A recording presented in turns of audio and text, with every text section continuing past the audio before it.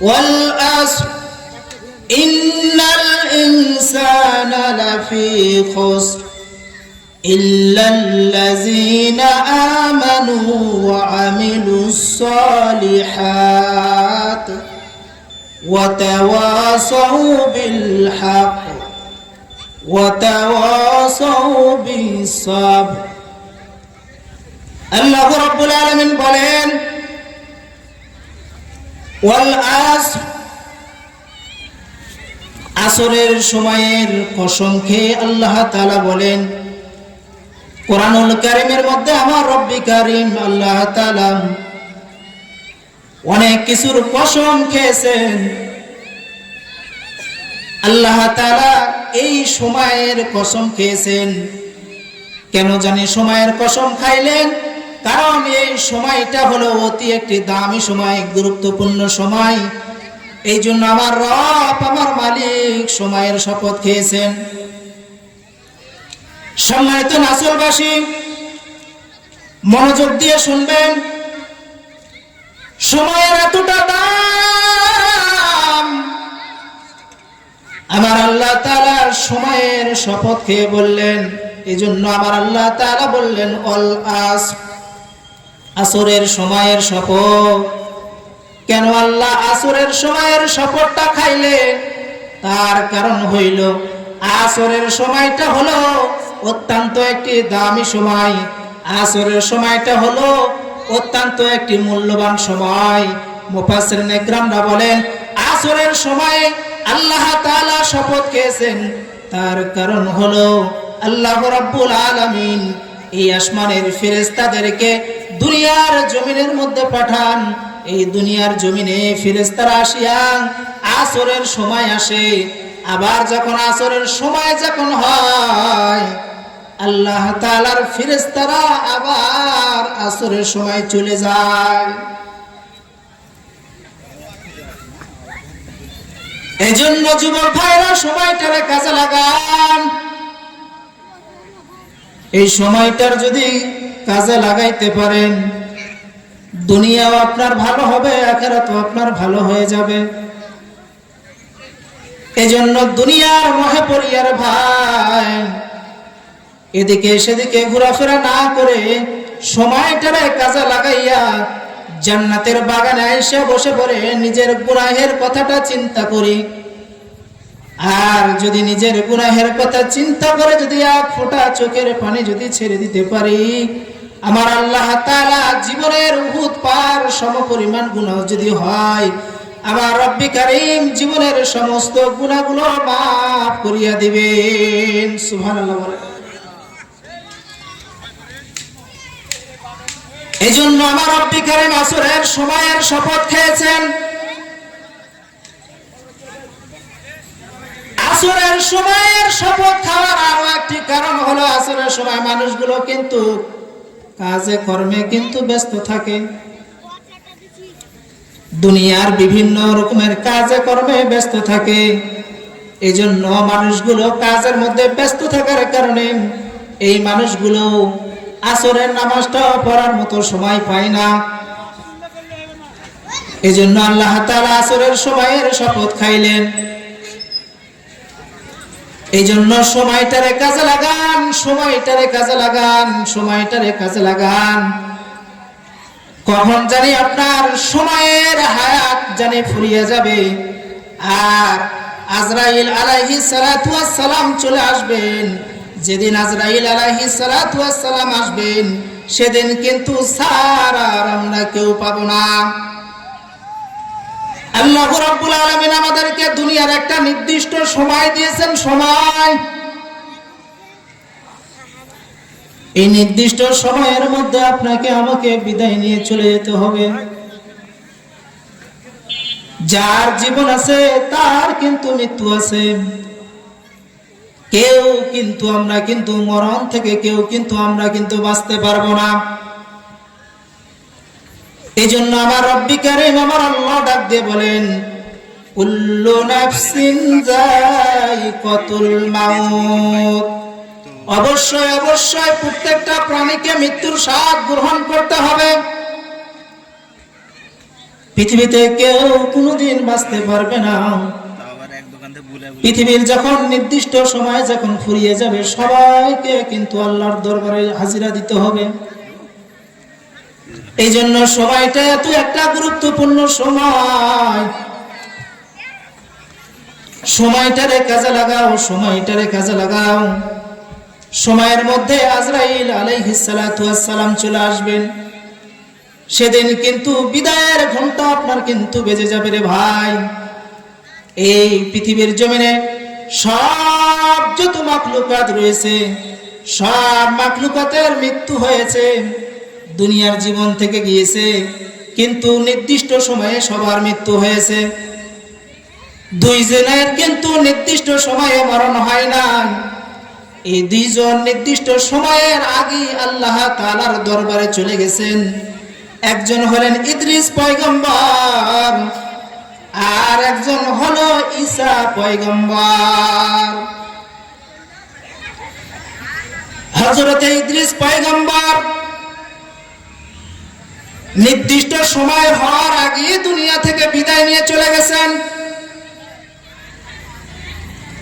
আল্লাহ রাব্বুল আলামিন আজরাইলকে ডাক দিয়ে বললেন, আজরাইল ইদ্রিস পয়গম্বরের কাছে যান। ইদ্রিস পয়গম্বরকে যে সালাম দিবেন আর বলবেন আপনার সাথে আমি বন্ধুত্ব করার জন্য আসছি।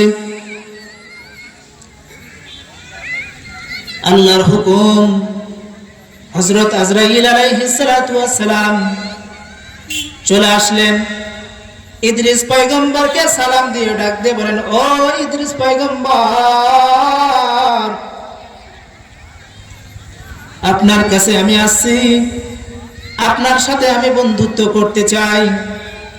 ইদ্রিস পয়গম্বর বলেন, আমি কিন্তু যার তার সঙ্গে কিন্তু বন্ধুত্ব করি না। আজরাইল তো অবাক হয়ে গেলেন। আমি আজরাইল ইদ্রিস পয়গম্বরের সঙ্গে বন্ধুত্ব করতে চাই, কিন্তু আজরাইল কিন্তু ইদ্রিস পয়গম্বর আমার সাথে বন্ধুত্ব করতে চায় না। আল্লাহকে ডাক দিয়ে আজরাইল ডাক দিয়ে বলেন, ও রব্বি কারীম আল্লাহ, আপনি কার কাছে আপনি আমাকে পাঠিয়েছেন? যে আজরাইল আমি সমস্ত মানুষের রূহটা কবজ করে থাকি, এই আজরাইল আমি তার সঙ্গে বন্ধুত্ব করতে চাই, কিন্তু ইদ্রিস পয়গম্বর আমার সাথে বন্ধুত্ব করতে চায় না। দুনিয়ার জমিনে কেউ যদি কার সঙ্গে যদি বন্ধুত্ব যদি করে, কতই না মজার লাগে। আর আজরাইল যদি আয়েশা যদি আপনাকে আমাকে যদি ডাক দিয়ে বলেন, ও সলিমউদ্দিন, তোমার সাথে আমি আজরাইল বন্ধুত্ব করতে চাই, তাহলে আমরা কত না খুশি। কারণ আজরাইল বন্ধুত্ব করতে চায়, আমরা খুশি হব না তো কি হব? কারণ বন্ধু, দুনিয়ার বন্ধু যদি বন্ধু হয়, তাহলে বন্ধুর সাথে মহব্বত হয়। বন্ধু তখন আমাকে কিন্তু ভালোবাসে, মহব্বত করে। আল্লাহ তাআলার কাছে যখন আজরাইল যখন বললেন, আল্লাহ কার কাছে পাঠিয়েছেন? আমার সাথে আপনার ইদ্রিস পয়গম্বর বন্ধুত্ব করতে চায় না। এবার আল্লাহ তাআলা আজরাইলকে ডাক দিয়ে বললেন, আজরাইল ইদ্রিস পয়গম্বরের মনের কথাটা একবার শোনো, কি বলতে চাই। এবার আজরাইল যখন ডাক দিয়ে বলেন, ইদ্রিস পয়গম্বর, আপনার সাথে আমি বন্ধুত্ব করতে এসেছি, আপনি আমাকে ফেরত দেন। আপনার কি কোনো কি মনের কি চাওয়া পাওয়া রয়েছে নাকি, আপনি বলেন। এবার ইদ্রিস পয়গম্বর ডাক দিয়ে বলেন, হে ভাই আজরাইল, আমি কিন্তু যার তার সঙ্গে বন্ধুত্ব করি না, আপনার সঙ্গে বন্ধুত্ব করতে রাজি আছি, তবে আমার শর্ত আছে 3টা। জোরে বলেন কয়টা? আওয়াজ দিয়ে বলেন কয়টা? 3টা। একটু মাঝে মধ্যে আওয়াজ দিয়ে ভাই, একটু আওয়াজ একটু বাড়ান তো।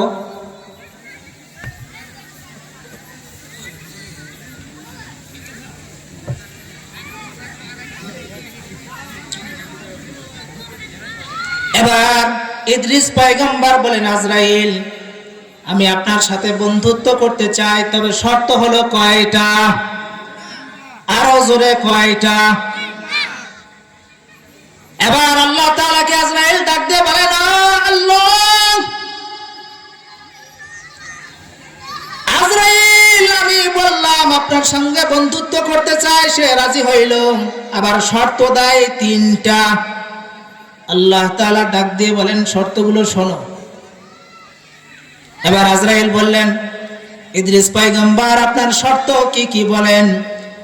এবার ইদ্রিস পয়গম্বর ডাক দিয়ে বলেন, ও আল্লাহর পাঠানো আজরাইল, আপনি তো সমস্ত মানুষের তো রূহ কবজ করেন, তবে আমার 1 নম্বর শর্ত হইল আপনি আমার রূহটা কবজ করবেন, আবার রূহ আপনি আমাকে ফেরত দিবেন। আজরাইল তো অবাক, হাই হাই, দুনিয়ার মানুষের রূহ কবজ করলে রূহ কি আবার ফেরত দেওয়া যায় নাকি? আজরাইল অবাক হয়ে গেছে। এবার আজরাইল ডাক দিয়ে বলেন, আল্লাহ, বন্ধুত্ব করতে আইসে তো ফাঁসায় গেলাম। বলে কেন? বলে আল্লাহ, তোমার আজরাইল, তোমার ইদ্রিস পয়গম্বর বলেন যে 1 নম্বর শর্ত হলো আমার সাথে বন্ধুত্ব করতে চাই, বলে তার রূহটা কবজ করতে হবে, আবার তাকে রূহ ফেরত দিতে হবে। কেমনে সম্ভব? বলেন আমার ইদ্রিস বলেছে, তুমি বলো হ্যাঁ। এবার আজরাইল বলল, হ্যাঁ 1 নম্বর শর্ত মেনে নিলাম। 2 নম্বর শর্ত, বলে আমি একটু আল্লাহ তাআলার জাহান্নামটা একটু ঘুরে দেখতে চাই, কারণ জাহান্নামের আযাবের কথা আমি তো শুনেছি, জাহান্নামের একটু ঘুরে দেখতে চাই জাহান্নামটা কেমন। এবার আজরাইল ডাক দিয়ে বলেন, আল্লাহ, তোমার ইদ্রিস জাহান্নামটা ঘুরে দেখতে চাই। আল্লাহ ডাক দিয়ে বলেন, মেনে নাও। 3 নম্বর শর্ত কি? বলে হে আজরাইল, 3 নম্বর শর্ত হলো আমি একটু জান্নাতটা একটু ঘুরে দেখতে চাই। আজরাইল বলে, আল্লাহ, তোমার ইদ্রিস জান্নাতটা একটু ঘুরে দেখতে চাই। বলে মানে নাও 3টা শর্ত। এবার আজরাইল বললেন, 3টা শর্ত আপনার মেনে নেওয়া হলো, তবে আপনার কাছে আমি একটা প্রশ্ন জানতে চাই। মরণ দেখে তো সবাই ভয় পায়, কিন্তু মরণ দেখে আপনি ভয় পেলেন না, আপনি মরতে চান আবার রূহ ফেরত চান কেন? কারণটা বলেন। ইদ্রিস পয়গম্বর বলেন, পরে বলব। এবার প্রথম শর্ত, ইদ্রিস পয়গম্বরের রূহটা কবজ করা হবে। আল্লাহ আজরাইল ইহসানের সহিত ইদ্রিস পয়গম্বরের রূহটা কবজ করলেন। 1 নম্বর শর্ত পালন হয়ে গেল। এবার ইদ্রিস পয়গম্বর ডাক দিয়ে বলেন, দুনিয়ার রূহ তো কবজ হয়ে গেল আমার, আপনি আমাকে এবার জান্নাতটা ঘুরান, 2 নম্বর শর্ত পুরা করেন। ইদ্রিস পয়গম্বর এবং জাহান্নামটা পুরোটা ঘুরে দেখলেন। জাহান্নামটা ঘুরে দেখার পরে ইদ্রিস পয়গম্বর ডাক দিয়ে বলেন, এবার 3 নম্বর শর্তটা পুরা করেন, আমাকে একটু জান্নাতের মধ্যে একটু ঘুরে দেখান। এবার ইদ্রিস পয়গম্বরকে নিয়ে জান্নাত দেখার জন্য যখন হইল, ইদ্রিস পয়গম্বর এবার জান্নাতের মধ্যে ঢুকলেন। ইদ্রিস পয়গম্বর জান্নাতের মধ্যে ঢুকে আর বের হয় না। সুবহানাল্লাহ বলে। ইদ্রিস পয়গম্বর জান্নাতের মধ্যে ঢুকে আর জান্নাত থেকে বের হয় না, কারণ জান্নাতের মধ্যে যে ঢুকতে পারবে সে আর জীবনে কখনো বের হবে না। আজরাইল তো বাইরে থেকে তো অপেক্ষা করতেছে, ইদ্রিস পয়গম্বর আপনি জান্নাত থেকে বের হয়ে আসেন, আপনাকে রূহ ফেরত দেওয়া হবে। ইদ্রিস পয়গম্বর ডাক দিয়ে বলেন, না না না না, জান্নাতে একবার যেহেতু ঢুকেছি আর আমি বের হব না। আজরাইল এবার ফাঁসে গেল, হায় হায়, জান্নাতের মধ্যে ঢুকে যায় আর নাকি বের হবে না, কিন্তু কথা তো এটা ছিল না। এবার আজরাইল ডাক দিয়ে বলেন, ভাই ইদ্রিস, জান্নাতের মধ্যে আপনি ঢুকেন, কেন আপনি আর বের হবেন না? ইদ্রিস ভাই বলেন বলেন। ইদ্রিস পয়গম্বর ডাক দিয়ে বলেন, ওহে আজরাইল, আপনি যখন আমার রূহটা যখন কবজ করেন, আমি যে এতটা যে কষ্ট পেয়েছি, জীবনে আর কোনোদিন আমি এতটা পরিমাণ কষ্ট পাইনি। ও ভাই আজরাইল, মানুষের তো মৃত্যু একবারই হয়, বারবার তো হয় না। আমারও তো রূহ একবারই কবজ করা হবে, বারবার তো হবে না। এ ভাই আজরাইল, আমি জান্নাতের মধ্যে ঢুকেছি, আর আমি বের হব না। ইদ্রিস পয়গম্বর ডাক দিয়ে বলেন, আমি জান্নাত থেকে বের হব না, কারণ আল্লাহ তাআলা নিজেই বলেছেন, একবার যদি কাউকে যদি জান্নাতে যদি ঢুকায়, আল্লাহ তাআলা আর কখনো তাকে জান্নাত থেকে বের করে দিবে না। সুবহানাল্লাহ বলেন। এবার আজরাইল ডাক দিয়ে বলেন, আল্লাহ, তোমার ইদ্রিস পয়গম্বর তো জান্নাতে ঢুকে আর বের হয় না, কি করব? আল্লাহ তাআলা ডাক দিয়ে বলেন, হে আজরাইল, আমি তো নিজেই বলেছি, একবার যদি কাউকে যদি জান্নাতে ঢুকায় দেই, তাহলে আর তাকে জান্নাত থেকে বের করব না। আবার যদি আমি আল্লাহ তাআলা জাহান্নামের মধ্যে দিয়ে দিই, তাকে আর জাহান্নাম থেকে বের করব না। আমার ইদ্রিস পয়গম্বর জান্নাতের মধ্যে ঢুকেছে, আমি আল্লাহ তাআলা তাকে আর জান্নাত থেকে বের করতে পারবো না। সুবহানাল্লাহ বলেন। এই যে সময়ের মৃত্যু, ইদ্রিস পয়গম্বর করে না, আগে চলে গেছেন। ঈসা পয়গম্বর সময়ের আগে তিনি পৃথিবী থেকে চলে গেছেন। কাফের বেঈমানরা যখন ঈসা পয়গম্বরকে যখন ধা করলো, ঈসা পয়গম্বর ডাক দিয়ে বলেন, আল্লাহ, কাফের বেঈমানরা আমাকে নবী হিসাবে মানে না। ও আসমানের মালিক আমার আল্লাহ, কাফের বেঈমানরা আমাকে নবী হিসাবে মানে না। আল্লাহ গো, নবী হওয়ার ঝামেলা আমার ভালো লাগে না। হে রব্বে কারীম আমার আল্লাহ, আমার যে হায়াত টুকুন আছে, এই হায়াত টুকুন আপনি আমাকে আসমানের মধ্যে উঠে নেন, আর বাকি যতটুকুন হায়াত আছে আমি ঈসাকে আখের নবী উম্মত হিসাবে দান করে দেন। সুবহানাল্লাহ বলেন। আমরা সেই নবীর উম্মত। আমরা কোন নবীর উম্মত বলেন? আমাদের নবীর নাম কি? মুহাম্মদ সাল্লাল্লাহু আলাইহি সাল্লাম।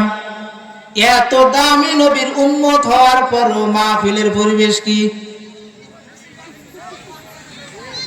ঈসা পয়গম্বর ডাক দিয়ে বলেন, আল্লাহ, আখির নবী বড় দামি নবী হবেন, আমার যতটুকু হায়াত আছে আল্লাহ আপনি আমাকে আসমানের মধ্যে উঠায় নেন, আমি আর দুনিয়ার মধ্যে থাকতে চাই না। আমার রব্বি কারীম আমার আল্লাহ আসমানের মধ্যে ঈসা পয়গম্বরকে উঠিয়ে নিলেন। এবার যতটুকু বাকি হায়াত আছে কিয়ামতের আগে আমার আল্লাহ তাআলা ঈসা পয়গম্বরকে দুনিয়ার জমিনে পাঠাবেন। এরপরে ঈসা নবী দুনিয়ার জমিনে আসবেন, আসার পরে 40 বছর ঘর সংসার করবেন। 40 বছর ঘর সংসার করার পর ঈসা পয়গম্বর বিয়ে শাদী করবেন। এরপরে পৃথিবী থেকে বিদায় আবার নেবেন। দুনিয়ার স্বাভাবিক সে তো ওই মৃত্যুটা বরণ করবে। এজন্য মুসলমান ইমানদার আল্লাহর গোলাম, ও পর্দার অন্তরের মা, ও আমার যুবক ভাইয়েরা, ও আমার মুরব্বী বাবারা, গভীর মনোযোগ দিয়ে ঘটনাগুলো শুনে যাবেন আর বিবেকটারে কাজে লাগাবেন। সময়টা আমরা কত জায়গায় হেলাফেলায় কেটিয়ে দিলাম, কত জায়গায় আমরা সময়টা নষ্ট করলাম। নিজের বিবেকটারে একটু বুঝান। আমাদের মরণ হবে কি হবে না? হবে না মরণ? হবে। কে মরবেন না? হাতটা উঠান তো, যে হুজুর আমি মরবো না। সবাই আমরা মৃত্যুবরণ করব। এই জন্য মুসলমান ইমানদার, আল্লাহ তাআলা যেহেতু আপনাকে আমাকে দুনিয়ার জমিনে পাঠিয়েছেন, এই জন্য সময়টারে একটু কাজে লাগাইতে হবে। আল্লাহ তাআলা যে নির্দিষ্ট আপনাকে আমাকে সময় দিয়েছেন, সময়টা কাজে লাগান, আল্লাহ তাআলা আপনাকে দামি উম্মত করে দামি জান্নাত দান করে দিবেন। সুবহানাল্লাহ। আমরা কারা কারা জান্নাতে যাইতে চাই? দুখানা হাত তুলে আল্লাহকে দেখাইতো। লিল্লাহি তাকবীর, লিল্লাহি তাকবীর। আল কোরআনের আলো, আল কোরআনের আলো, কোরআন হাদিস যেখানে, কোরআন হাদিস যেখানে, আলেম ওলামা যেখানে, লিল্লাহি তাকবীর। একটু আওয়াজ দিলে বোঝা যাবে যে মাহফিলের লোক আছে, আর যদি আওয়াজ যদি না দিতে বোঝা যাবে মাহফিলের লোক নেই, তাই না? তাহলে আমরা সবাই স্বীকার করলাম যে আল্লাহ তাআলার জান্নাতে আমরা সবাই যাইতে চাই, ঠিক কিনা? নাকি ওই সাদ্দাতের মতন করব? 1700 বছর হায়াত পেইল, 1700 বছর হায়াত পাওয়ার পরে সাদ্দাত নামের বেঈমান বলল, এত লম্বা সময় আমার হায়াত, 1700 বছর আমি পাইলাম, রাজত্ব চালাইলাম, মাগার আমি আল্লাহর জান্নাতে যাব না। কি করব? আমি নিজে এখন একটা জান্নাত তৈরি করব। সাদ্দাত নামের বেঈমান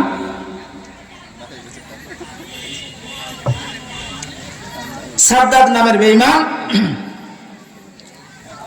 আল্লাহর জান্নাতে যাবে না বলে আল্লাহর সঙ্গে চ্যালেঞ্জ দিল।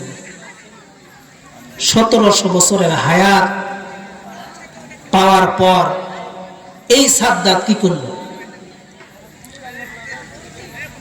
সাদ্দাত তার যত লোক ছিল সবাইকে ডাক দিয়ে বললেন, ওহে আমার মন্ত্রীর পরিষদের লোকেরা, আমি সাদ্দাত ক্ষমতাশীল বাদশাহ, আল্লাহর জান্নাতে আমি যাব না, আমি নিজে নিজে জান্নাত তৈরি করব। তবে হ্যাঁ, যে ব্যক্তি আমার কথাটা মেনে নেবে তাকে আমি একটা সাদ্দাতের একটা জান্নাত আমি দান করব, আর যে আমার কথাগুলো মানবে না তাকে আমি জান্নাত দেব না।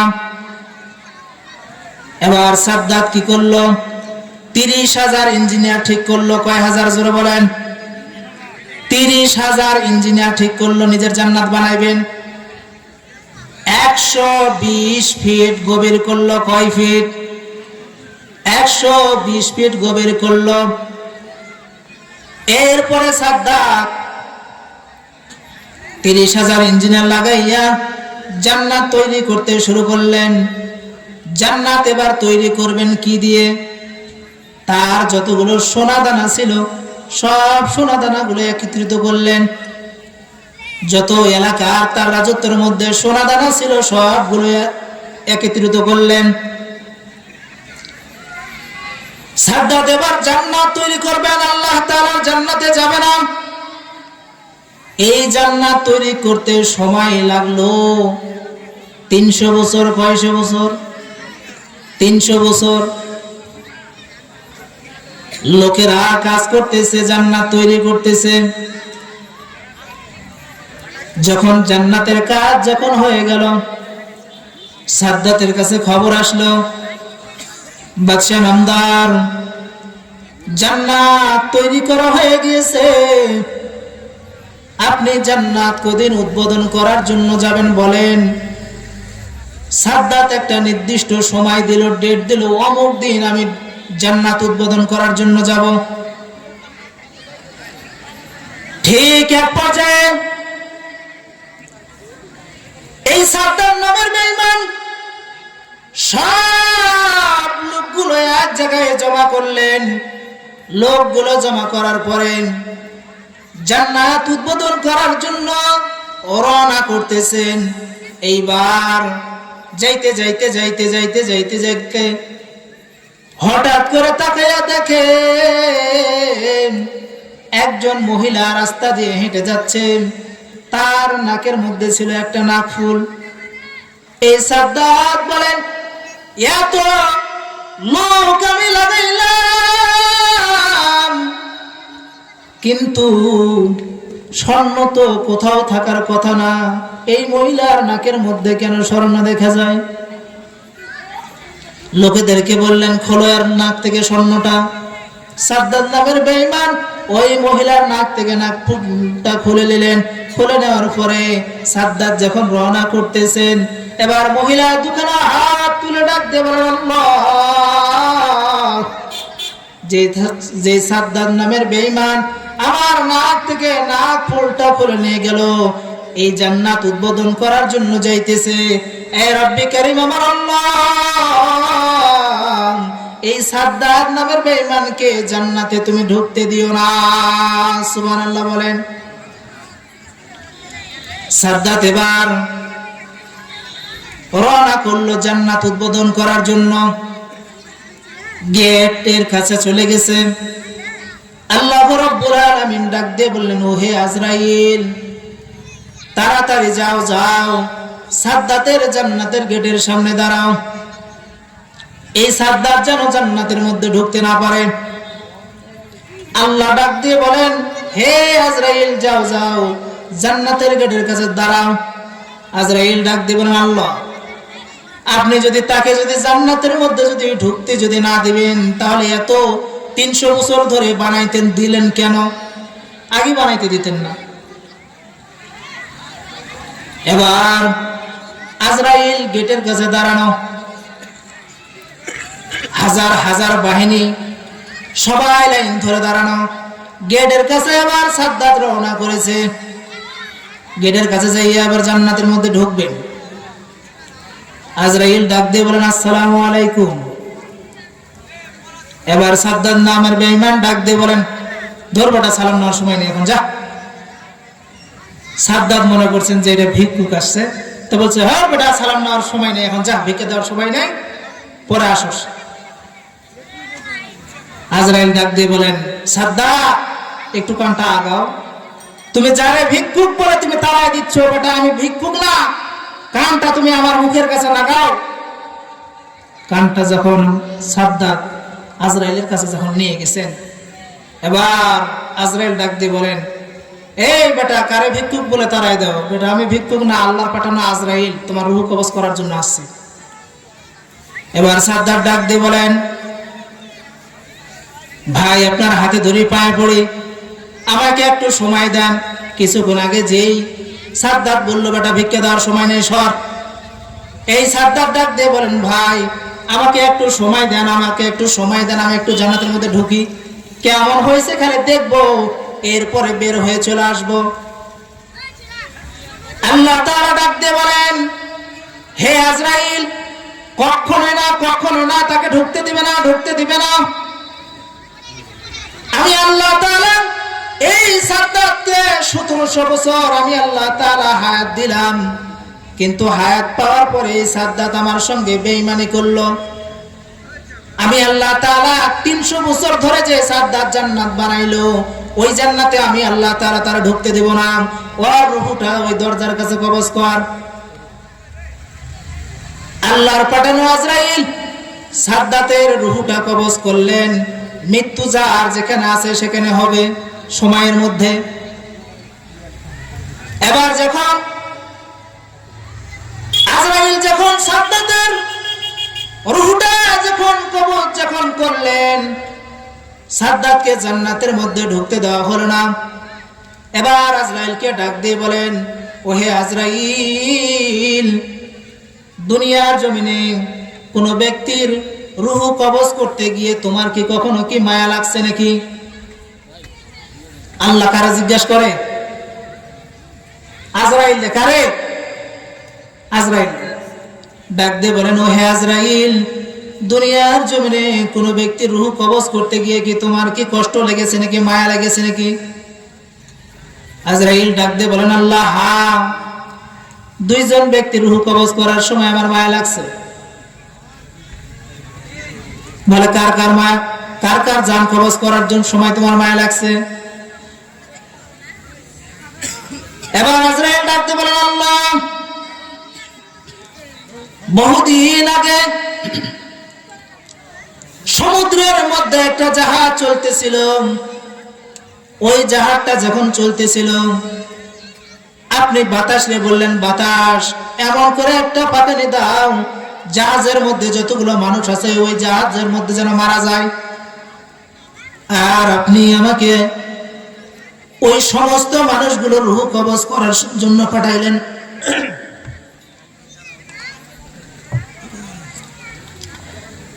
আমি আজরাইল তখন রওনা করলাম।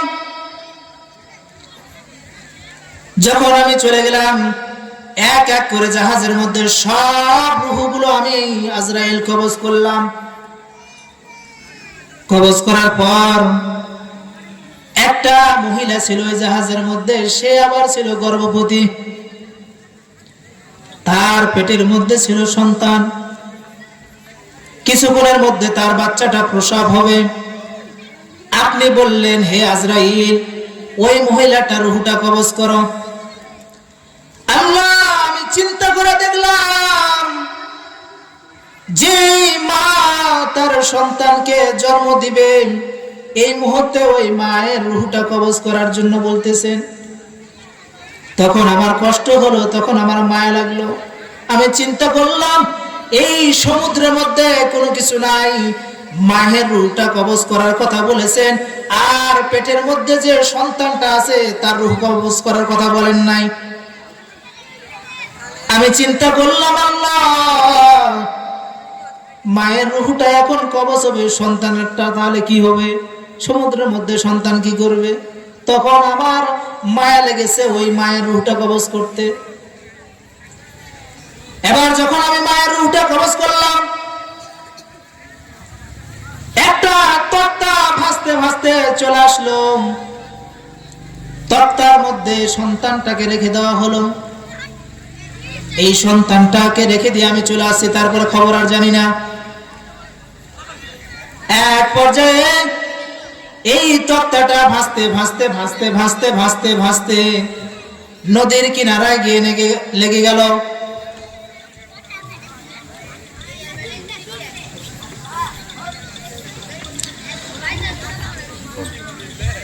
নদীর কিনারায় গিয়ে লেগে গেল।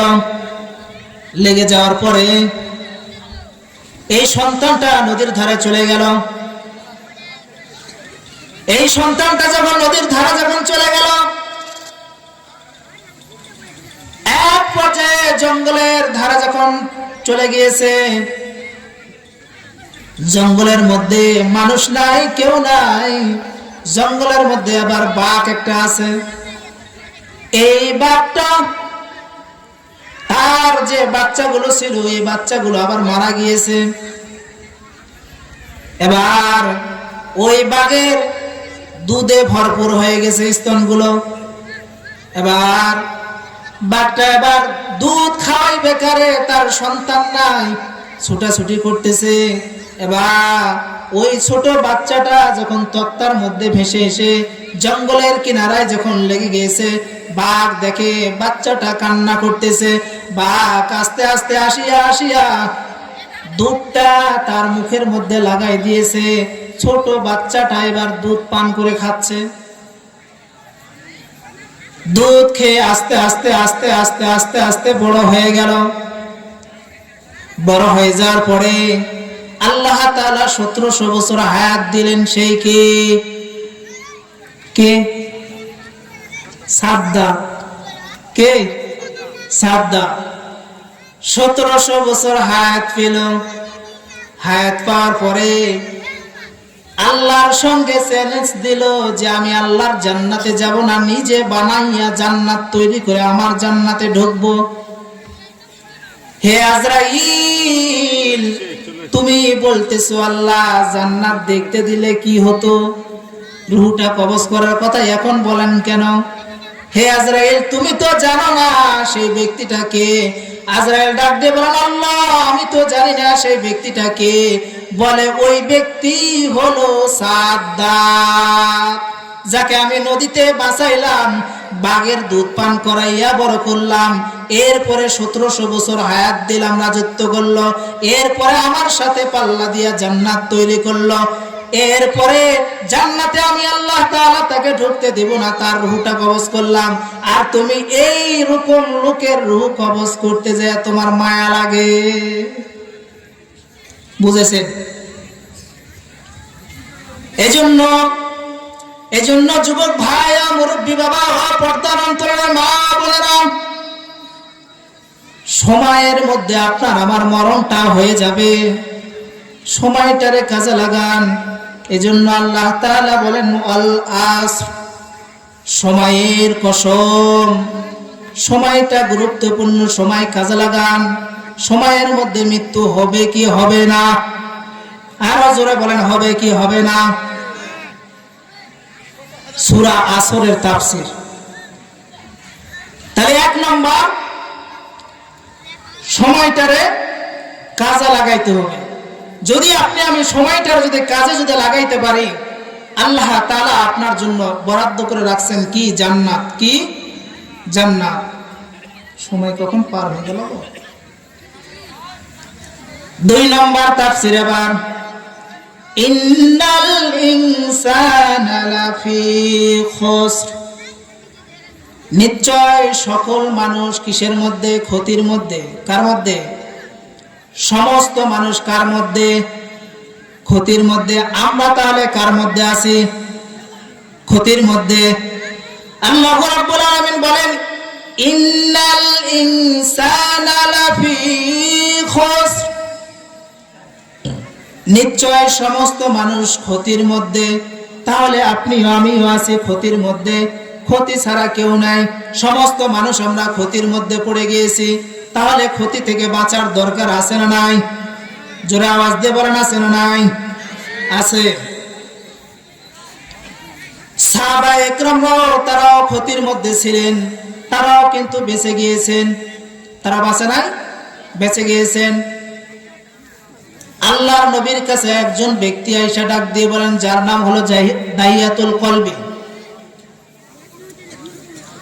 আল্লাহর নবীর কাছে আয়েশা ডাক দিয়ে বলেন, ওগো পয়গম্বর, আমি জাহিলিয়াতের যুগে ছিলাম, আমি বিশাল ধরনের একটা অন্যায় করেছি, অপরাধ করেছি।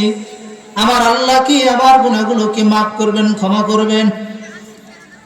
আল্লাহর নবী পয়গম্বর ডাক দিয়ে বলেন, আরে দাহিয়াতুল কলবি, তুমি যাই গুনাহ করো না কেন, তোমার গুনাহ মাফ হয়ে যাবে, তোমার গুনাহ ক্ষমা হয়ে যাবে। আল্লাহ তাআলা তোমার গুনাহগুলো মাফ করে দিবেন, ক্ষমা করে দিবেন, যেহেতু তুমি কালেমা পড়ে মুসলমান হয়ে গেছো। দাহিয়াতুল কলবি ডাক দিয়ে বলেন, ওগো পয়গম্বর, আমার জানি মন জানি মানতেছে না, আমাকে মনে হয় আল্লাহ তাআলা ক্ষমা করবেন না। কারণ আপনি তো জানেন না আমি কি গুনাহ করেছি, কি অপরাধ করেছি, আপনি তো জানেন না। এবার আল্লাহর নবী পয়গম্বর ডাক দিয়ে বলেন, যা গুনাহ করো না কেন, আমার আল্লাহ তাআলা বলেছেন সমুদ্রের ফেনা সমপরিমাণ কেউ যদি গুনাহ করে, উহুদ পাহাড় সমপরিমাণ কেউ যদি গুনাহ করে, আমার আল্লাহ তাআলাকে একবার যদি ডাক দেয় আল্লাহ বলে, আমার আল্লাহ তাআলা তাকে মাফ করে দিবেন, ক্ষমা করে দিবেন। আল্লাহ বলতে ডাকতে দেরি হবে। আল্লাহ বলেন উদউনি আস্তাজিব লাকুম, বান্দা তোমরা আমাকে ডাকো, তুমি ডাকতে আমাকে দেরি হবে, আমি মাওলার তোমার ডাকে সাড়া দিতে দেরি হবে না। সুবহানাল্লাহ বলেন। আল্লাহর নবী ডাক দিয়ে বলেন, অবশ্যই তোমাকে ক্ষমা করে দিবে, তোমাকে মাফ করে দিবে। দাহিয়াতুল কলবি বলে, না হুজুর, আমার মন জানে মানে না, আপনি এবার শুনেন কি আমি অপরাধ করেছি। ওগো পয়গম্বর, আমার একটা মেয়ে ছিল, এই মেয়েটাকে আমি হত্যা করেছি জীবন্ত অবস্থায়। ওগো পয়গম্বর, শুধু তাই নয়, আমি 100 জনা আমার মেয়েকে দিয়ে হত্যা করেছি, 99 জনা আগে করেছি। ওগো পয়গম্বর, আমার স্ত্রীর গর্ভে যখন আমার সন্তানটা যখন আসলো, আমাকে কোনো কারণে দেশ থেকে অন্য দেশে চলে যেতে হবে। তখনকার জামানায় একবার যদি কোনো দেশে যদি যাইতেন, 5 থেকে 6 বছর সময় লেগে যেত ফিরে আসতে। ওগো পয়গম্বর, আমার স্ত্রী যখন গর্ভবতী যখন হইলেন, আমার স্ত্রীকে ডাক দিয়ে বললাম, যদি ছেলে যদি সন্তান হয় তাহলে তুমি তাকে জীবিত রাখবে, আর যদি কন্যা যদি সন্তান হয় তাহলে তুমি জীবন্ত অবস্থায় তাকে দাফন করে দিবে। পয়গম্বর গো, এই কথা বলে আমি চলে গেলাম।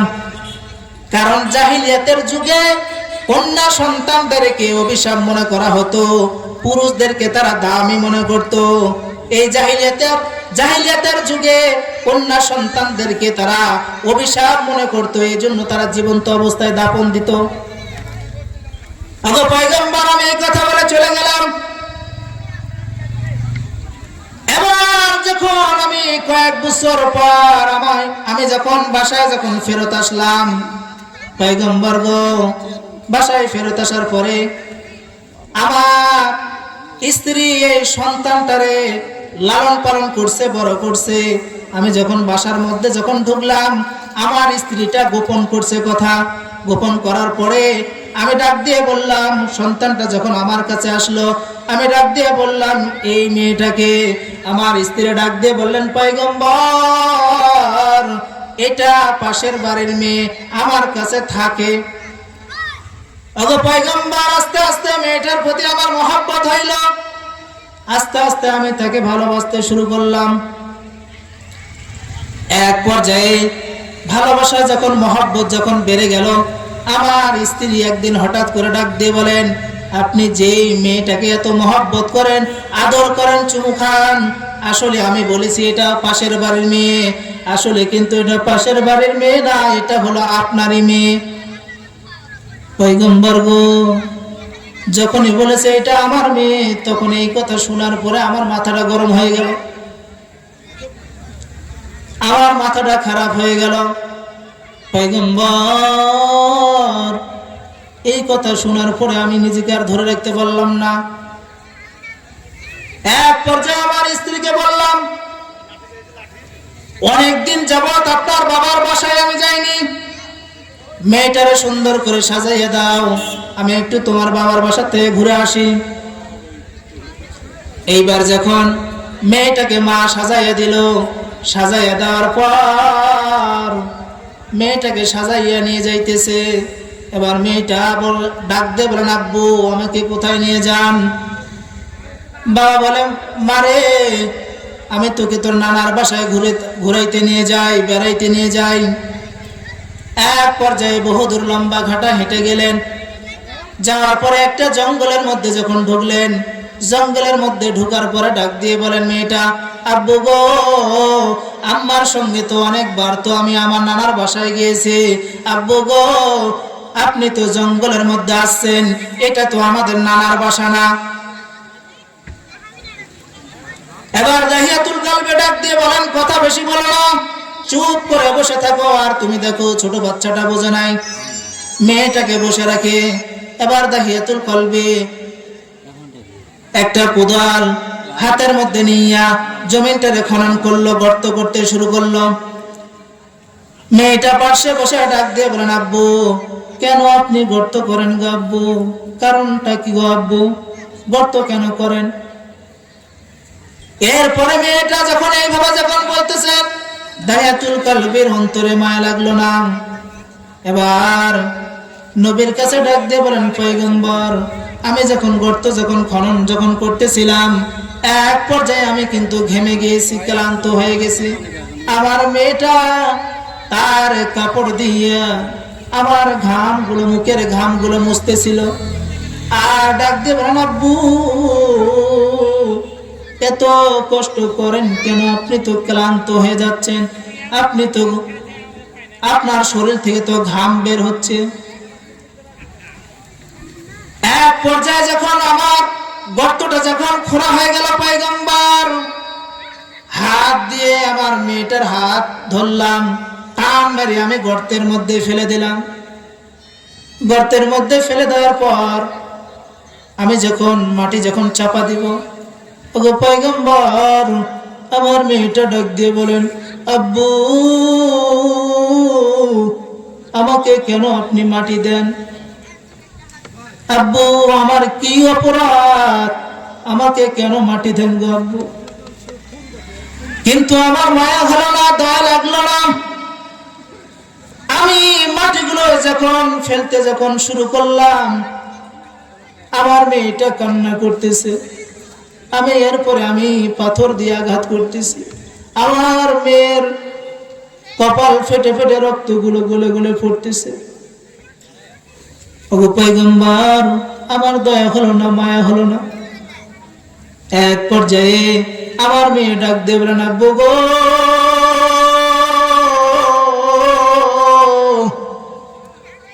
আমাকে আপনি মারবেন না। আব্বা জান, আমাকে আপনি ছেড়ে দেন, আমার দুই চোখ যে এদিকে যায় সেদিকে চলে যাব। আব্বু, জীবনে আর কোনোদিন আমি পরিচয় দিব না। আব্বু আমাকে মারবেন না, আব্বু জীবনে আপনার পরিচয় দেব না, আমি এলাকা ছেড়ে চলে যাব। আরে যুবক ভাইয়া, মুরব্বী বাবা, নিজের সন্তানের কেমন মায়া এবং মহব্বত আপনার আমার আছে, একটু বিবেক দিয়ে চিন্তা করেন। এবার দাহিয়াতুল কালবি ডাক দিয়ে বলেন, পয়গম্বর, মেয়েটা আমাকে বারবার বললো, কিন্তু আমার মায়া লাগলো না, দয়া হলো না। এক পর্যায়ে আমি কিন্তু মাটি চাপা দিয়ে দিলাম। মাটি চাপা দিয়া যখন আমি রওনা করতেছিলাম, কে জানি আওয়াজ আমার কানের মধ্যে দেয়, আব্বু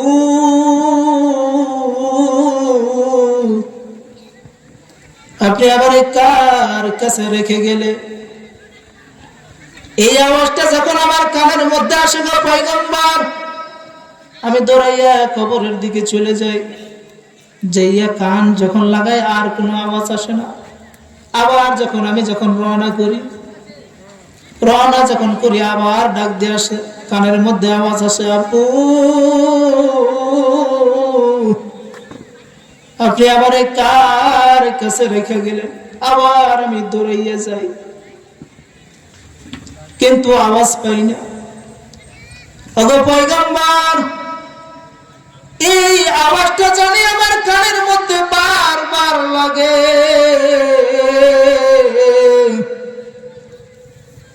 আমি কেমন জানি পাগল পারা হয়ে গেলাম, আমি আর নিজেকে ধরে রাখতে পারলাম না।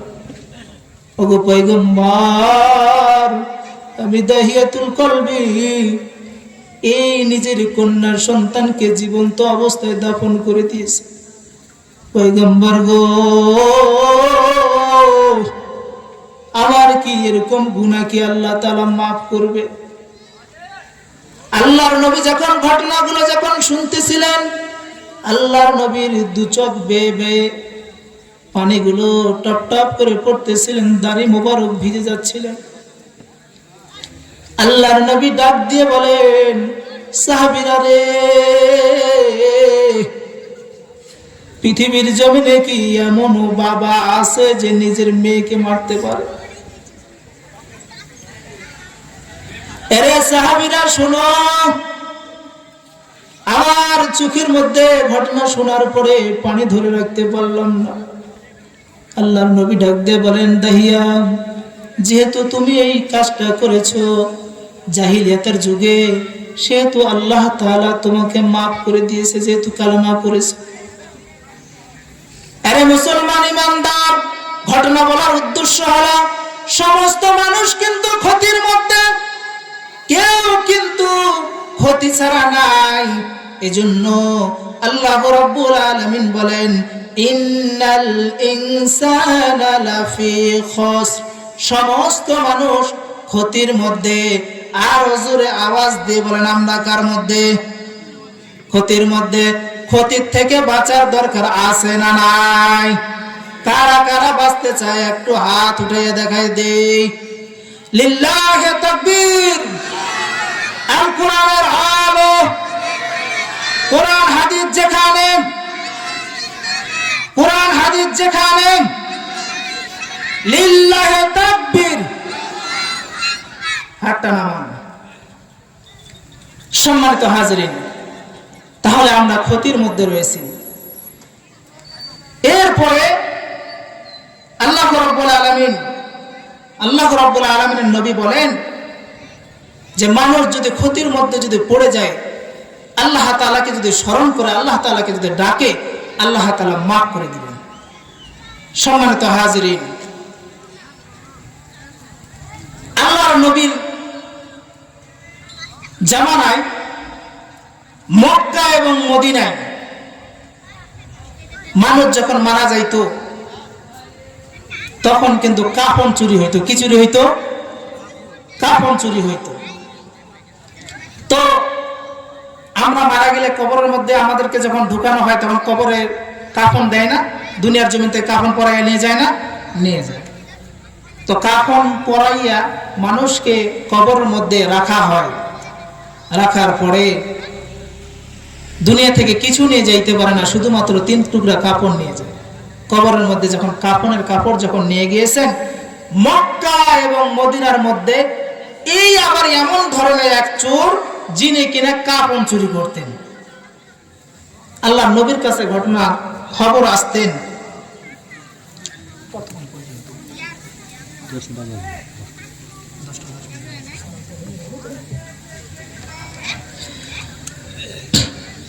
আল্লাহর নবী খবরটা জানতেন, কিন্তু কে চোর এটা ধরা যাইত না।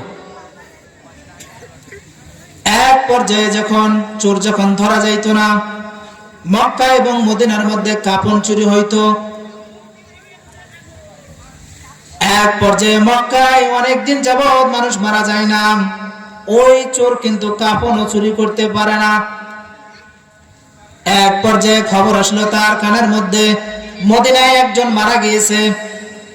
এই চোরটা সংবাদ পাওয়ার পরে হাঁটি হাঁটি পা করে মদিনায় রওনা দিল। রওনা দেওয়ার পর এলাকার মধ্যে প্রবেশ করলো। এলাকার মধ্যে প্রবেশ করার পরে সব লোকেরা যখন জানাজা করে দাফন কাফন করে দিয়ে যখন কবরের মধ্যে যখন রেখে দিল, এই লোকটা, এই চোরটা তখন সন্ধ্যার অপেক্ষা করতে শুরু করলো। সন্ধ্যার অপেক্ষা যখন করতে শুরু করলো, সবাই আস্তে আস্তে রাত যখন হয়ে গেল, সবাই বাড়ির মধ্যে ঢুকে গেল। এই কাফন চোর আস্তে আস্তে আস্তে আস্তে যাইয়া রাত্রিটা যখন গভীর হয়ে গেছে, সবাই যখন নিচপ হয়ে গেছে, কবরের মধ্যে, মদিনার কবরের মধ্যে যাইয়া চলে গেলেন। এরপরে মাটিগুলো সরাইলেন। মাটিগুলো সরানোর পরে বাঁশগুলো সরাইলেন। বাঁশগুলো সরানোর পরে কবরের মধ্যে আবার নামলেন। কবরের মধ্যে নামার পর কাফনটা যখন টান দিয়ে যখন খুলবেন, টান দিয়ে যখন খুলে ফেলেছেন, তখন যুবকের চোখের মধ্যে ধরা পড়ে গেছে সুন্দরী মেয়ে। এই কাফন চোর বলেন, সুন্দরী মেয়ে দেখার পরে নিজেকে আর ধরে রাখতে পারে না, কবরের মধ্যে গিয়ে সে জেনায় লিপ্ত হয়ে গেছে। নাউজুবিল্লাহ বলেন। কবরের মধ্যে যাইয়া জেনায় লিপ্ত হয়ে গেছে, জেনা করে ফেলছেন। জেনা করার পরে এরপর যখন কবর থেকে যখন উঠতেছেন, উঠার পরে কে জানি আওয়াজ দেয়, যুবক রে, আমি ছিলাম সতী সাধবী একজন নারী, আমার শরীরে কোনো পুরুষ হাত দেয় নাই। যুবক রে, আমি পবিত্র হালতে কবরের মধ্যে আসছিলাম। এ যুবক, আমি পবিত্র হালে আমি আল্লাহর সাথে সাক্ষাৎ করতে চাইছিলাম। যুবক রে, তুই আজকে আমাকে নাপাক করে দিলি। যুবক শুনে রাখ, আজকে যদি আমার ক্ষমতা থাকতো তাহলে তোরা আমি আটকাইতাম, কিন্তু আমার ক্ষমতা নাই। এইবার যুবককে যখন এই কানের মধ্যে যখন কথাগুলো যখন আসতেছিলেন, এবার মহিলাটা কবরের মধ্যে থেকে আওয়াজ দেয়, যুবক রে, তুই যেহেতু আমাকে নাপাক করে দিলি, যুবক শুনিয়া রাখ, আমি নাপাকি হালতে আল্লাহর দরবারে উঠব। যুবক, সেই দিন কিন্তু আমি মালিকের কাছে কিন্তু তোর বিরুদ্ধে কিন্তু মামলা দিব, আসামের কাঠ গড়ায় কিন্তু দাঁড় করাই দিব। যুবক, আমি কিন্তু সেদিন কিন্তু তোরা ছাড়বো না। এইবার যুবকের কানের মধ্যে যখন এই আওয়াজ আসে, যুবক চিন্তা করলো এতদিন পর্যন্ত বহু কবরের মধ্যে লম্বা কাপড় চুরি করছি, জীবনে এরকম আওয়াজ আসেনি। এই আওয়াজটা কোথায় থেকে আসলো? এই আওয়াজটা তার কানের মধ্যে বারবার বাজে। যুবক এবার চিন্তায় পড়ে গেল, টেনশনে পড়ে গেল, টেনশনে পড়ে গেল। নবীর দরবারে দৌড়াইয়া চলে গেল। নবীর দরবারে যাওয়ার পরে ডাক দিয়ে বলেন, পয়গম্বর,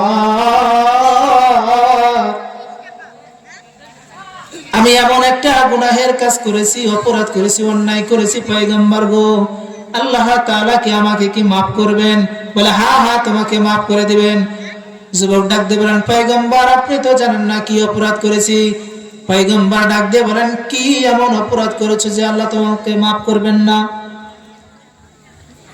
যুবক ডাক দিয়ে বলেন, পয়গম্বর আপনি তো জানেন মক্কা এবং মদিনায় কবরের কাপড়ের কাপড় চুরি হয়। আল্লাহর নবী বলেন, হ্যাঁ চুরি হয়, আমি শুনেছি, কিন্তু কে চোর ধরা যায়নি। এবার যুবক ডাক দিয়ে বলেন, ওগো পয়গম্বর এই চোর আর কেউ না, এই চোর হলাম আমি নিজে। পয়গম্বর গো এই গুনাহ কি আমার মাফ হবে? বলে হ্যাঁ মাফ হয়ে যাবে। পয়গম্বর আমি তো আরো বড় ধরনের অন্যায় করেছি, মদিনার মধ্যে ওই মেয়েকে আমি ধর্ষণ করেছি যিনি মারা গিয়েছেন। পয়গম্বর গো একজন মৃত্যু মহিলার সাথে আমি জেনা করেছি, আমাকে কি আল্লাহ ক্ষমা করবেন, মাফ করবেন? আল্লাহর নবী ডাক দিয়ে বলেন, যুবক রে,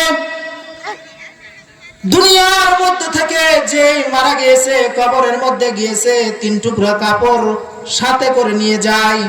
যুবক দুনিয়ার মধ্যে আর কোনো তুমি কাজ পাইলে না, কবরের কাপড়ের চুরি করার কাজ পাইছো। যুবক রে, তোমার কি আর দুনিয়ায় কোনো কাজ ছিল না? যুবক কাপড়ের কাপড় চুরি করেছো, যা করেছো করেছো, আবার তুমি কবরের মধ্যে গিয়ে মৃত ব্যক্তির সাথে জেনা করেছো। আমার চোখের সামনে থেকে তুমি সরে যাও, তোমার ক্ষমা মনে হয় আল্লাহ তাআলা করবে না, তুমি দূর হয়ে যাও। যুবক এবার নবীর দরবার থেকে যখন তাড়াইয়া দিলেন, যুবক এবার কান্নায় বিচলিত হয়ে গেলেন।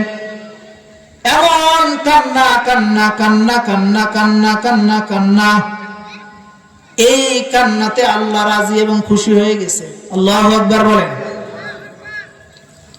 রাজি এবং খুশি হয়ে গেছে। আল্লাহর নবীর কাছে ডাক দিয়ে বলেন, ওগো পয়গম্বর আপনি যাকে তাড়াইয়া দিয়েছেন তার কান্না, তার তওবা আমি পছন্দ করেছি। পয়গম্বর গো আপনি তাকে ক্ষমা করে দেন, আর আমিও তাকে ক্ষমা করে দিলাম। তাহলে আমরা ক্ষতির মধ্যে আছে, ক্ষতি থেকে ক্ষতির মধ্যে পড়ে গেলে বাঁচাবে কে? তার কার কাছে ক্ষতি থেকে বাঁচতে গেলে তওবা করতে হবে। তওবা করতে করতে আমরা রাজি আছি তো?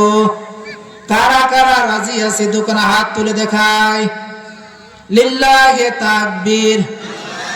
আল কোরআনের আলো, কোরআন হাদিস যেখানে, ওয়াজ মাহফিল যেখানে, চোর বাটপার যেখানে, হ্যাঁ মারহাবা, ঠিক আছে তোমরা আছো সেখানে। আচ্ছা, 3 নম্বর তাফসীর হলো ইল্লাল্লাযিনা আমানু, যারা ঈমান আনে। ইল্লাল্লাযিনা আমানু ওয়া আমিলুস সলিহাত, যারা ঈমান আনে, যারা ঈমান আনে, ওয়া আমিলুস সলিহাত এবং সৎ কাজ করে। তাহলে আমরা এখানে যারা অন্তত বসে আছি তারা ঈমানদার নাকি বেঈমান? সবাই আওয়াজ দিয়ে বলে আমরা কি ঈমানদার? হ্যাঁ আমরা ঈমানদার। ইল্লাল্লাযিনা আমানু ওয়া আমিলুস সলিহাত, যারা ঈমান আনে এবং নেক কাজ করে। তাহলে এক নম্বর আল্লাহ তাআলার দরবারে ঈমান আনতে হবে এবং নেক কাজ করতে হবে। এই নবীজির জামানায় হযরতে উমর ছিল কিন্তু কাফেরদের একজন লিডার। আবু জেহেলের ছিল ডান হাত। আল্লাহর নবী পয়গম্বর ইসলামের যখন দাওয়াত দিচ্ছিলেন তার হাতটা শক্তিশালী করার জন্য আল্লাহর কাছে দোয়া করতেছেন, আল্লাহ এই মক্কার মধ্যে দুইজন ব্যক্তি শক্তিশালী, এক হলো আবু জেহেল আর এক হলো হযরতে উমর। দুইজনের মধ্যে একজনকে কালেমা পড়ে আমার দলে দেন, আমার হাতটা শক্তিশালী হবে। আল্লাহর নবী পয়গম্বর আবু জেহেলকে 400 বার দাওয়াত দেওয়ার জন্য গেলেন, কিন্তু আবু জেহেলের কপালে হেদায়েত নাই। আবু জেহেল দাওয়াত গ্রহণ করলো না। 2 নম্বরে এদিকে ওমর, আল্লাহর নবী যখন দাওয়াতি কাজ যখন করতেছিলেন, আবু জেহেল ডাক দিয়ে বলো, যেহেতু মোহাম্মদ আব্দুল্লাহর বেটা মোহাম্মদ যেহেতু দাওয়াত দেন, তাহলে আমাদের লোকগুলো আস্তে আস্তে কমে যাচ্ছে, কি করা যায়? আব্দুল্লাহর বেটা মোহাম্মদকে থামাইতে হবে। কেমনে থামাবো? তাহলে তাকে মারতে হবে, তাকে কতল করতে হবে। আবু জেহেল যখন ঘোষণা দিলেন তখন ডাক দিয়ে বললেন, তাহলে এই কাজটা কে করবে? ওমর দাঁড়াইয়া গেলেন, ওগো আবু জেহেল, মুহাম্মাদের মাথা কাটার জন্য আপনি বলতেছেন আমি করব, তাহলে পাবো কি? আবু জেহেল ডাক দিয়ে বললেন, মুহাম্মাদের যে মাথা কেটে আনবে তাকে 1000 লাল উট পুরস্কার দেওয়া হবে। ওমর বলল, এটা আমি পারবো, আমাকে দায়িত্ব দেন। আবু জেহেল বলল, সময় কয়দিন? বলে 3 দিন। এবার ওমর বাড়িতে চলে গেলেন। বাড়িতে যাওয়ার পর স্ত্রীকে ডাক দিয়ে বললেন, স্ত্রী রে, সকালবেলা যখন হবে তুমি আমাকে ডেকে দিবা, আব্দুল্লাহর বেটা মুহাম্মদের গর্দান কাটতে যাব, আর আবু জেহেলের কাছে আমি 1000 উট পুরস্কার নিব। তরবারিটারে বিষ মাখাইয়া ওমর তরবারিটা সুন্দর করে রেখে দিলেন। ওমরের চুল কিন্তু ছিল তখন ওই সময় বড় বড় মাস্তান কাটিংয়ের। ওমর খুবই শক্তিশালী যুবক ছিলেন, মাস্তান টাইপের ছিলেন। আবু জেহেলের ডান হাত। এক পর্যায়ে রাত্রিবেলা হয়ে গেছে, আল্লাহ তাআলা ডাক দিয়ে বলেন, ফেরেশতারা যাও, আবু জেহেলের যেহেতু উমরের যেহেতু লম্বা লম্বা চুল আছে, রাত্রির মধ্যে কেটে ছোট করে দাও। এবার রাতের মধ্যে তার বড় বড় চুলগুলো কেটে কেটে ছোট করে দেওয়া হলো। সকালবেলা ঘুম ভাঙতে স্বামী স্ত্রী দেরি হয়ে গেছে। দেরি যখন হয়ে গেল, স্ত্রীকে ডাক দিয়ে বলে, এই বেলা তো হয়ে গেছে, আমাকে ডাকো না কেন? বলে, আমিও তো চেতন পাইনি, আপনারা ডাকবো কি? আবু এই উমর যখন মাথাটা যখন এইভাবে যখন নাড়া দিয়েছে, দেখবেন যার মাথায় বড় বড় চুল আছে কি করে না, এরকম করে। তো সেই সময় উমরের চুল ছিল বড় বড়, তখন উমরও একটু মাথাটা ঝাঁকি দিতেন, তখন তার ভালো লাগতো। ঝাঁকি যখন দিয়েছে, চুলগুলো কাটা তো সবগুলো তখন পড়তেছে। বিবিরা ডাক দিয়ে বলে, এই বিবি, আমার চুল কাটছো কেন রাতের বেলা? কয়, হাই হাই, সারা রাত্রির বেলা তো আমি তো নিজেই তো জাগতে পারি নাই, আপনার চুল কাটলাম আবার কবে? বলে, হাই, তাহলে আজকে আর মোহাম্মদের মাথা কাটা গেল না, আগামীকাল। এবার ওমর ঘুমাইয়া গেলেন। স্বামী স্ত্রী দুইজন মিলে পরামর্শ করেন, সকালবেলা আমারে তাড়াতাড়ি ডেকে দেবা, মোহাম্মদের মাথা কাটতে হবে। সেই দিনও আল্লাহ তাআলা দুইজন স্বামী স্ত্রীর চোখের মধ্যে ঘুম দিয়ে দিয়েছে। 2 দিন পার সময় নিয়েছেন। কয়দিন? 3 দিন। এক পর্যায়ে 3য় দিনের দিন এবারকা বলতেছে, আজকে যাই হোক না কেন হোক, 3 দিনের দিন আব্দুল্লাহর বেটা মুহাম্মদের মাথা কাটাই লাগবে, আর ছাড় নাই, না হলে আবু জেহেলের কাছে আমার সম্মান থাকবে না। এক পর্যায়ে যখন তৃতীয় দিন রাত্রিবেলা ঘুমাইছে, আবার সেদিন একটু দেরি হয়েছে। বলে দেরি হইলে কি হলো, আজকে মুহাম্মদের মাথা কাটা লাগবে। তাড়াতাড়ি রেডি হইয়া ওমর নবীজির মাথা কাটার জন্য রওনা করলো। রওনা করতেছে, ঘোড়ার উপরে চৈরা দৌড়াইতেছে, দাবড়াইতেছে, ঘোড়া দাবড়াইতেছে। এক পর্যায়ে একজন যুবক ডাক দিয়ে বলেন, ওমর রে কোথায় যাও, কোথায় যাও? বলে আব্দুল্লাহর বেটা মুহাম্মদের মাথা কাটার জন্য যাই। বলে ওমর, আব্দুল্লাহর বেটা মুহাম্মদের মাথা কাটার জন্য যাও, এ আব্দুল্লাহর বেটা মুহাম্মদ কি তোমাকে কি ছেড়ে দেবে নাকি? বলে হ্যাঁ, আব্দুল্লাহর বেটা মুহাম্মদের মাথা কাটার জন্য যাও, ঠিক আছে, তবে আমার একটা কাজ করেন। কি কাজ? এই যে আমার হাতের মধ্যে ছাগলের বাচ্চা দেখেন, এই ছাগলের বাচ্চাটা যদি এক চামচে যদি দৌড়াইয়া ধরতে পারেন, তাহলে বুঝবো যে আপনি মুহাম্মদের মাথা কাটতে পারেন। ওমর বলে হ্যাঁ, ছাগলের বাচ্চা এটা ধরা কি কোনো ব্যাপার হলো নাকি? কাজে দেন, ছাইরা দেন। হ্যাঁ, আব্দুল্লাহর বেটাকে মুহাম্মদের মাথা কাটবে, ছাগলের বাচ্চা ছাড়ছে। ছাগলের বাচ্চা দেখেন না, যদি ধরতে যান খুচুত করে মারা ধর, কি ধর মারে না? তো উমর পিছনে, ছাগলের বাচ্চা সামনে। তো একবার যায় ডাইনে, আবার একবার যায় বামে, একবার যায় সামনে, একবার যায় পিছনে। উমর বিরক্ত হয়ে গেছে, ছাগলের বাচ্চা ধরা যাবে না, সময় নষ্ট হয়ে যাচ্ছে। যুবক ডাক দিয়ে বলেন, এই উমর, ছাগলের বাচ্চা যার ধরার যোগ্যতা নাই সে কাটবে কিনা মুহাম্মদের মাথা? এত সহজ? বলে আপনার সাথে পেশাল পাইরে আল্লাহ নাই, মুহাম্মদের মাথা কাটতো।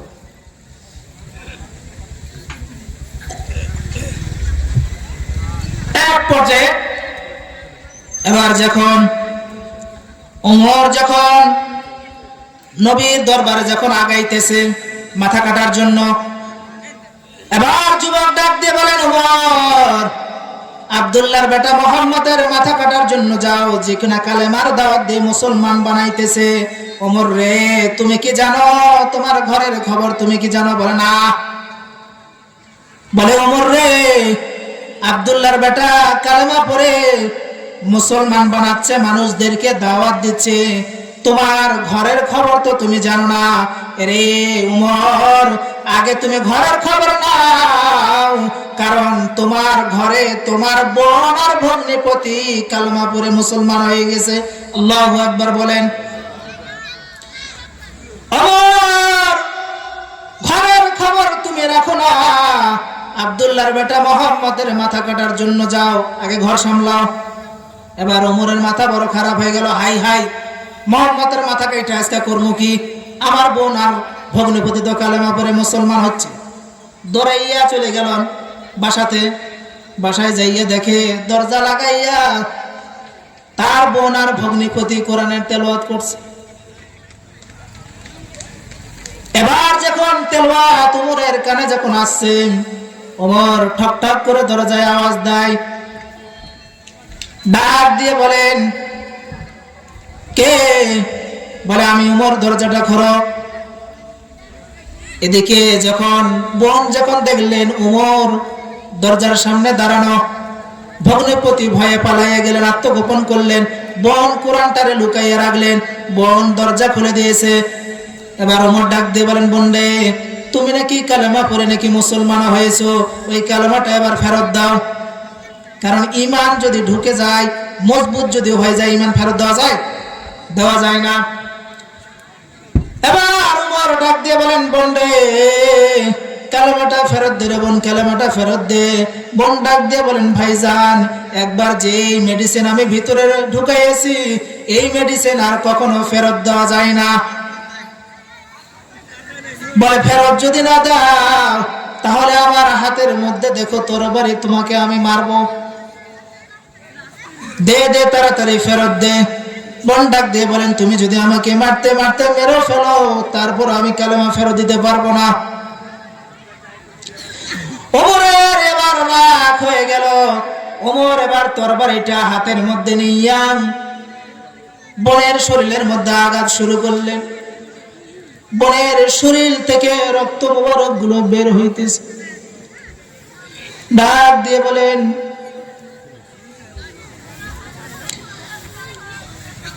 ডাক দিয়ে বলেন ভাইজান আমাকে আপনি মারবেন না, ও ভাইজান আমাকে আপনি মারবেন না। এবার বোন ডাক দিয়ে বলে ভাইজান আপনি আমাকে মারবেন না। ওমর ডাক দিয়ে বলেন কালেমা ফেরত দিয়ে বলেন না আমি দিতে পারবো না। এইবার বোনের শরীরে যখন দেখে, ওমর যখন দেখছেন রক্তগুলো বের হইতেছে, এরপর বোন কালেমা ফেরত দেয় না। এক পর্যায়ে ওমরের দিলের মধ্যে মায়া লেগে গেল, অন্তরটা নরম হয়ে গেল। হাই হাই, যে কিনা কালেমা কিনা এত মার খাইতেছে এরপরও ফেরত দিতেছে না। এক পর্যায়ে ওমর ডাক দিয়ে বলেন না না, আমি আর আমার বোনের শরীরে হাত তুলবো না, আঘাত করব না। এক পর্যায়ে তরবারিটা ফেলে দিলেন। ফেলে দেওয়ার পর ডাক দিয়ে বলেন এ বোন, তুমি না জানি কি জানি পড়তেছিলে, তুমি এটা আমাকে একটু পড়তে দাও, ধরতে দাও। এবার বোন ডাক দিয়ে বলেন ভাইজান আপনি তো নাপাক, আপনি তো ধরতে পারবেন না, পড়তে পারবেন না, আপনি একটু গোসল করে আসেন, এরপরে আপনি ধরবেন, পড়বেন। এবার হযরতে ওমর গোসল করে আসলেন। গোসল করে আসার পরে এবার বোন ডাক দিয়ে বলেন ভাইজান এবার শোনেন। হযরতে ওমরের বোন এবার সূরা তাহা পড়ে শুনাইতেছেন, তাহা মা আনসালনা আলাইকাল কুরআনা লিতাশকা। আল্লাহু আকবার বলেন। এবার ওমরের চোখ দিয়ে যখন গড়গড় করে পানিগুলো বের হইতেছে, এবার ডাক দিয়ে বলেন বন্ডে আমি আর অন্য ধর্মে থাকতে চাই না, আমাকে তুমি নবীর দরবারে নিয়ে চলো, আমি কালেমা পড়ে মুসলমান হয়ে যাব। এবার ভগ্নিপতি তার বোন ওমরকে ধরে নিয়ে যাইতেছে নবীর দরবারে। সাহাবায়ে কিরামদেরকে নিয়ে আল্লাহর নবী বসা রয়েছেন। আল্লাহর নবী এবার দেখেন ওমর হেঁটে আসতেছেন।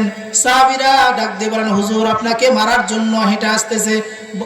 আল্লাহর নবী ডাক দিয়ে বলেন না, আমাকে মারার জন্য আসতেছে না, কারণ আগের যে ওমরের চেহারা দেখি আজকে ওমরের সে চেহারা আমি দেখি না। ওমরকে আমার কাছে আসতে দাও। এক পা করে দুই পা করে হাঁটি হাঁটি পা করে হযরত ওমর নবীজির দরবারে আসলেন। আল্লাহর নবীকে সালাম জানাইলেন। সালাম জানানোর পরে ডাক দিয়ে বলেন ওগো পয়গম্বর, আমি মুহাম্মদের মাথা কাটার জন্য আমি সুপারি নিয়েছিলাম আবু জেহেলের কাছ থেকে। পয়গম্বর গো, আজকে আমি আমার মাথাটা আপনার ইসলামের জন্য আমি দিয়ে দিলাম, আপনি আমাকে কালেমা পড়ে মুসলমান বানাইয়া দেন। এবার আল্লাহর নবীর হাতে হাত রাইখা ওমর কালেমা পড়ে মুসলমান হয়ে গেলেন। আল্লাহু আকবার বলেন। এবার কালেমা পড়ে যখন মুসলমান যখন হয়ে গেলেন, ওমর তরবারিটা হাতের মধ্যে নিয়ে ডাক দিয়ে বলেন এ কাফের বেঈমানরা শুনে রাখো, আমি ওমর নবীর পক্ষে হয়ে গেলাম। কোন যদি কাফের বেঈমানরা যদি নবীর গর্দান কাটার জন্য আসো, তাহলে ওমরের তরবারি নবীর গর্দান কাটার আগে তোমাদের গর্দান কাটা পড়বে। আল্লাহর নবীর হাত শক্তিশালী হয়ে গেলেন। 400 বার দাওয়াত দিলেন আবু জেহেলকে, কিন্তু কালেমা পড়ল না। আল্লাহ তাআলা হেদায়েত দিল না। কিন্তু ওমরকে একটু নসিহত করে তার বোন তাকে কালেমা পড়ে নবীর হাতে মুসলমান করে দিলেন। সম্মানিত হাজিরিন, যেহেতু মেহমান বসে রয়েছে, আমি আর আলোচনা আগাইতেছিলাম, আমি সূরাটার আলোচনা আমি শেষ করতে পারলাম না। এই জন্য যতটুকু কথা আমরা বললাম, আমি বললাম, আপনারা শুনেছেন। এই অল্পটুকুন কথার মধ্যে আল্লাহ তাআলা আমাদের সবাইকে আমল করুন।